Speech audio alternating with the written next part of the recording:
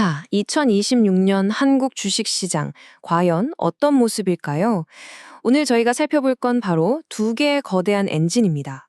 하나는 AI 혁명, 그리고 또 다른 하나는 대대적인 기업 개혁인데요. 이 두 가지가 우리 시장을 어떻게 바꾸어 놓을지 지금부터 한번 파헤쳐 보겠습니다. 지금까지 AI는 뭐랄까, 가능성의 영역이었잖아요. 미래에는 이럴 것이다 하는 기대감 말이죠. 근데 2026년은 완전 달라요. 이젠 증명의 해라고 불립니다. 시장이 더 이상 기다려주지 않는다는 거죠. 그래서 AI로 돈은 얼마나 벌었는데 바로 이 질문에 대한 답, 그러니까 재무제표에 딱 찍히는 진짜 숫자를 보여달라는 겁니다. 코스피 4,500. 와, 정말 대담한 숫자죠? 이게 그냥 나온 얘기가 아닙니다. 분석가들이 2026년 목표치로 제시하는 숫자인데요. 이 숫자 뒤에는요, 한국 경제의 판도를 뒤흔들 만한 정말 강력한 두 개의 동력이 숨어 있다는 뜻입니다. 자, 그래서 오늘은 총 6부분으로 나눠서 이 전망을 샅샅이 훑어볼 겁니다. 먼저 큰 그림을 한번 보고요. 그 다음에 핵심인 두 성장 엔진을 하나씩 뜯어보겠습니다. 그리고 나서 어떤 기업이 유망할지 또 어떤 위험이 있을지까지 쭉 살펴보겠습니다. 네, 그럼 첫 번째 순서입니다. 2026년 한국 경제 대체 어떤 전환점을 맞이하고 있다는 걸까요? 먼저 그 기반이 되는 거시경제 지표들부터 한번 짚어보죠. 자, 이 표를 보시면요. 2026년 경제 전망이 참 흥미롭습니다.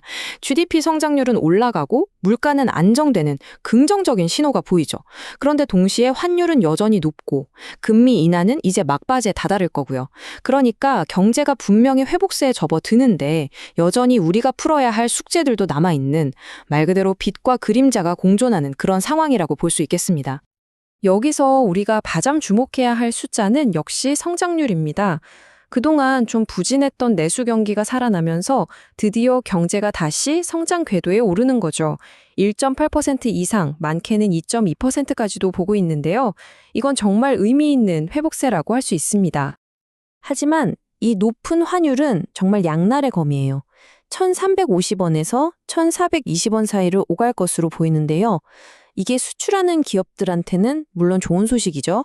근데 반대로 원자재를 수입해야 하는 기업들 입장에서는 비용 부담이 엄청나게 커지는 거니까요. 자, 그럼 이제 본격적으로 첫 번째 성장 엔진을 들여다볼 시간입니다. 바로 AI 혁명이죠.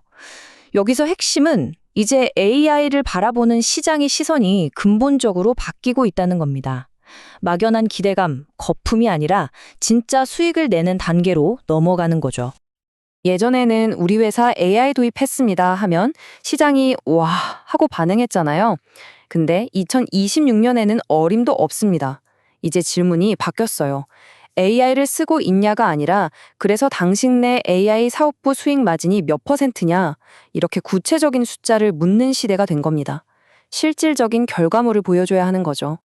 이 비유가 정말 기가 막힙니다. 지금 전 세계가 AI라는 금광을 찾아 달려드는 골드러시 시대잖아요. 여기서 한국의 역할이 뭐냐? 직접 금을 캐는 게 아니라 금을 캐는데 꼭 필요한 곡괭이와 삽을 파는 거예요. 그게 바로 뭐겠습니까? HBM4 같은 고성능 반도체, 데이터 센터에 들어가는 전력 인프라, 이런 것들이죠. 전 세계 AI 혁명이 돌아가려면 한국의 기술이 없으면 안 된다는 얘기입니다. 삼성전자 영업이익 100조 원, 정말 어마어마한 숫자인데 이게 과연 가능할까요? 분석가들은 두 가지를 봅니다. 첫째는 AI 때문에 폭발적으로 늘어나는 HBM4 같은 고성능 메모리 반도체 수요, 이른바 슈퍼사이클이 온다는 거고요. 둘째는 그동안 좀 부진했던 비메모리 사업부가 드디어 살아나면서 실적을 확 끌어올릴 거라는 전망 때문입니다.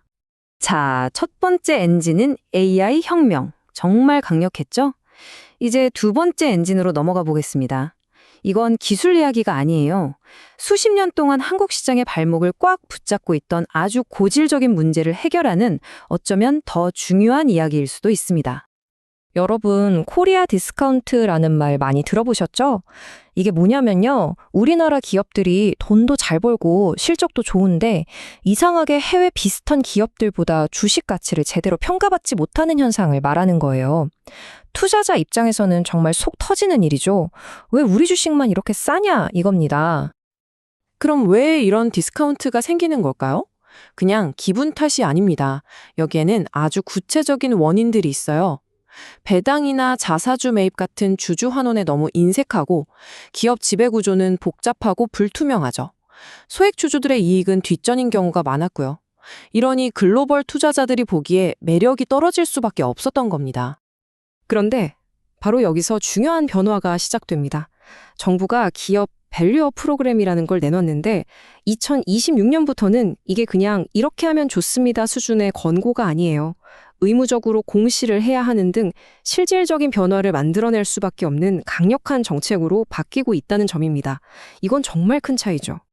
자, AI 혁명이라는 기술 엔진, 그리고 거버넌스 개혁이라는 제도적 엔진, 이렇게 두 개의 엔진이 동시에 돌아가기 시작하면 과연 어떤 기업들이 이 흐름을 타고 날아오를까요?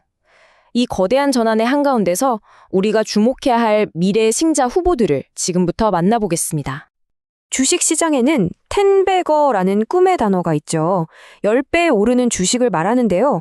분석가들은 2026년에 이런 텐베거가 나올 수 있다고 봅니다. 그럼 어떤 기업이 그 주인공이 될까요? 조건은 단 하나. 패러다임이 바뀌는 거대한 산업의 물결 속에서 다른 기업들이 절대 함부로 따라할 수 없는 독보적인 원천 기술을 가진 기업, 바로 그런 곳에서 텐베거가 탄생한다는 겁니다. 그 첫 번째 후보로 꼽히는 곳이 바로 플리토입니다.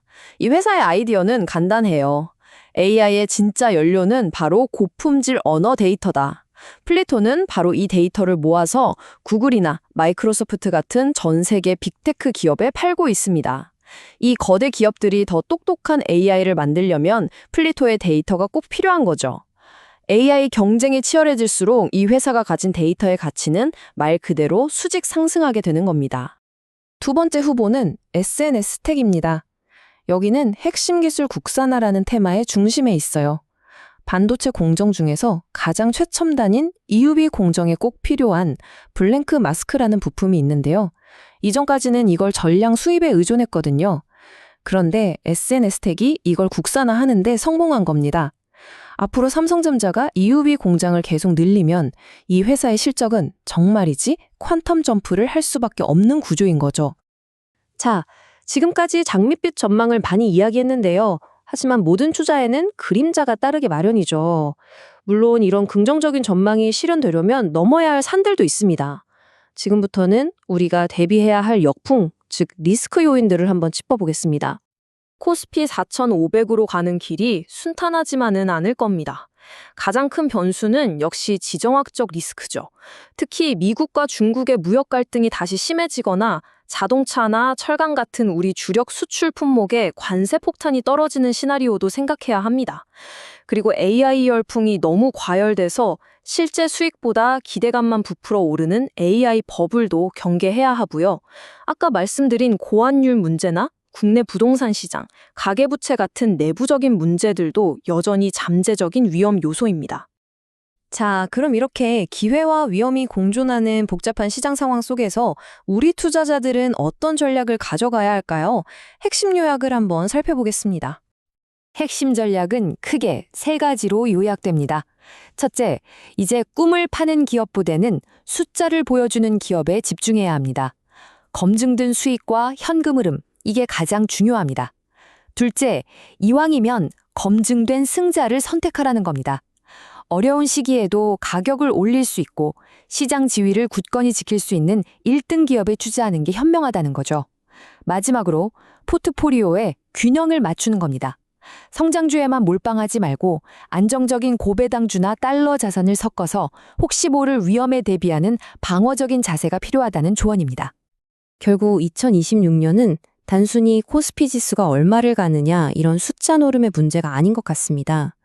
수십 년간 우리를 짓눌렀던 코리아 디스카운트라는 족쇄를 끊어내고 AI 혁명이라는 거대한 파도 속에서 대체 불가능한 핵심 파트너로서 한국의 가치를 전 세계가 재평가하게 되는 어쩌면 역사적인 한 해가 될 수도 있지 않을까요? 바로 그 질문을 던지면서 오늘 이야기를 마무리하겠습니다.